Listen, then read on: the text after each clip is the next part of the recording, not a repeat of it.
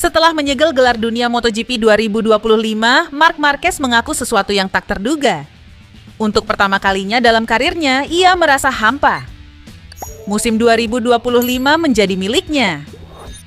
Bersama tim pabrikan Ducati, Marquez tampil dominan meraih 11 kemenangan Grand Prix dan 14 kemenangan sprint. Kemenangan ini juga membuatnya menorehkan gelar Premier Kelas ketujuhnya, menyamai rekor legenda MotoGP Valentino Rossi. Berbicara dalam pemutaran perdana film dokumenter barunya, Marquez mengungkapkan kepada media Spanyol, "Ini pertama kalinya saya memenangkan kejuaraan dan merasa hampa. Saya menang di Jepang dan merasa hampa," katanya. Saat tiba di seri berikutnya di Indonesia, Marquez bahkan mengaku tidak ingin naik motor lagi. Perasaan itu menggambarkan bahwa gelar dunia sebesar apapun tidak selalu membawa kepuasan pribadi yang lengkap. Meskipun demikian, Marquez menegaskan bahwa semangatnya belum padam. Ia tetap siap berlatih keras selama musim dingin dan mengincar kemenangan lagi di 2026. Alex Marquez mengungkapkan rasa kecewanya terhadap Ducati karena merasa kurang dihargai meskipun menjalani musim 2025 dengan performa gemilang. Musim ini, Alex Marquez menorehkan catatan terbaik dalam karirnya di kelas utama. Ia menutup musim dengan total 467 poin, menduduki posisi runner-up di klasemen akhir, hanya tertinggal 78 poin dari sang kakak, Marc Marquez, yang keluar sebagai juara dunia. Meski demikian, Alex merasa prestasinya sering dipandang sebelah mata, banyak komentar yang meremehkan. Ya, berkali-kali aku mendengar komentar bahwa naik podium karena dia menunggangi motor Ducati atau di mana penunggang Ducati lainnya? Ujar Alex dalam pernyataannya. Menurut Alex, perbandingan konstan dengan sang kakak, karena bagi Alex, Marc adalah pebalap terbaik membuat kontribusinya terasa kurang dihargai. Meski begitu, Alex tetap menegaskan bahwa bagi dia, yang paling penting adalah apa yang dibuktikan di lintasan. Ia menyebut bahwa orang-orang di paddock sudah melihat kemampuannya musim ini, baginya, itu yang utama. Malam di Swiss berubah jadi malam penuh arti untuk dunia balap motor. Di panggung megah FIM Awards 2025, 2 bintang, Marc Marquez dan Toprak Razgatlioglu mendapatkan sorotan utama, bukan hanya karena gelar, melainkan kisah di baliknya.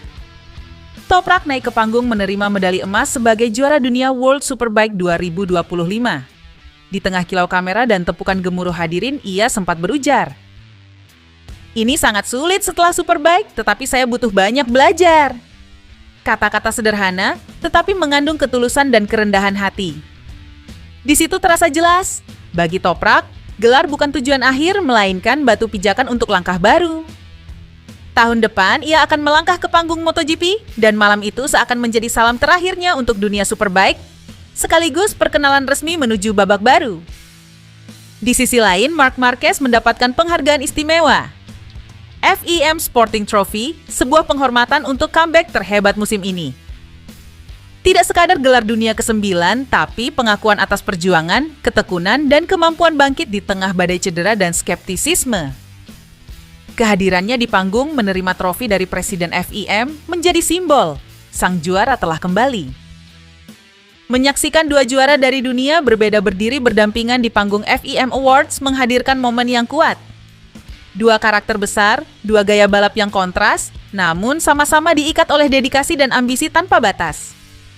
Malam itu bukan hanya tentang trofi, tetapi tentang perjalanan mereka, kisah tentang jatuh, bangkit, dan akhirnya berdiri dengan kepala tegak di tengah sorotan.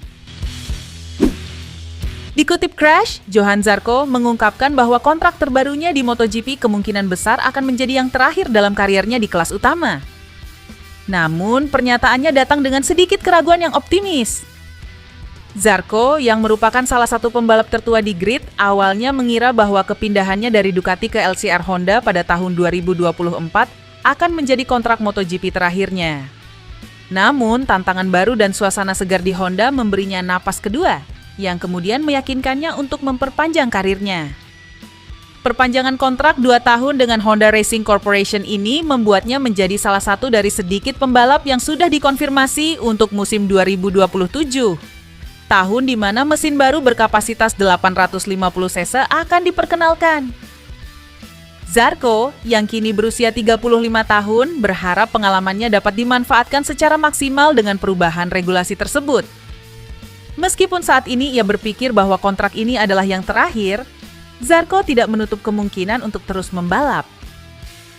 Saat saya tekan kontrak pada 2023, saya pikir 2025 akan menjadi musim terakhir saya. Lalu saya mendapat napas kedua yang memberi energi untuk bilang, kenapa tidak 2 tahun lagi? Jadi mungkin sekarang saya akan mendapat napas ketiga. Anda tidak pernah tahu, katanya.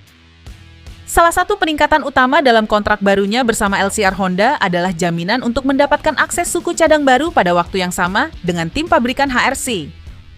Zarco mengonfirmasi negosiasi dengan pihak Jepang bertujuan agar ia mendapatkan motor pada level yang sama dengan pembalap pabrikan sepanjang tahun, meskipun ia tetap menerima jika tim pabrikan bergerak sedikit lebih cepat. Zarco menyimpulkan bahwa ia masih merasa bisa berkembang dalam olahraga yang sangat teknis ini, di mana pengalaman dan detail-detail kecil dapat membuat perbedaan besar. Kontrak barunya ini menunjukkan komitmen Honda pada pengalaman Zarco menjelang era mesin 850cc yang baru. Pedro Acosta telah menjelaskan keputusannya untuk menahan diri dari eksperimen lanjutan dengan sistem mass damper KTM sepanjang sebagian besar musim balap MotoGP 2025.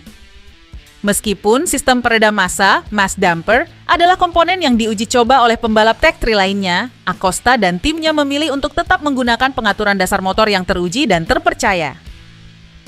Keputusan ini terbukti efektif, membuat Acosta meraih 12 podium di paruh kedua musim, mengamankan posisi keempat dalam klasemen akhir kejuaraan dunia. Acosta mengungkapkan bahwa setelah kekacauan awal yang dialami tim pabrikan, ia dan krunya berhasil menemukan 2 setelan dasar KTM RC16 yang sangat efektif. Saya sudah mencobanya di awal musim dan kami melepaskannya. Saya sudah memiliki cukup banyak hal yang harus dilakukan tanpa harus memikirkan mass damper, kata Acosta di Portimao. Pembalap muda Spanyol itu menambahkan bahwa fokusnya adalah memaksimalkan potensi motor yang ada, bukan memperkenalkan variabel baru menjelang akhir musim. Acosta menyimpulkan bahwa dengan hanya menyisakan 2 balapan saat itu, membuatnya tidak benar-benar memerlukan untuk memasang hal-hal baru. Ia menegaskan bahwa uji coba mendalam terhadap komponen tersebut akan dilakukan pada saat tes resmi di Valencia. Mass damper sendiri merupakan perangkat yang dipercaya dapat mengurangi getaran atau chatter pada motor yang dapat membuat pembalap lebih cepat. Namun, perangkat ini juga diketahui memiliki tantangan inkonsistensi, terutama dalam kondisi suhu panas seperti yang dialami oleh pembalap lain.